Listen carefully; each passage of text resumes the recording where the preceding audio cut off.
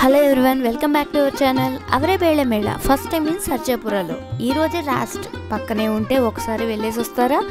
అనపకాయల్లో 5-6 రకాలు చేసుకుంటాంలే, కానీ నిన్నే తెలిసింది ఇన్ని రకాలు చేస్తారా అని.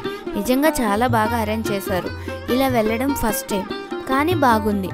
అన్ని ఐటమ్స్ టేస్ట్ చేయలేకపోయినా ఇన్ని ఐటమ్స్ చేస్తారా అనుకున్నాం. వడ అయితే క్రిస్పీగా కొంచెం డిఫరెంట్ టేస్ట్ అనిపించింది.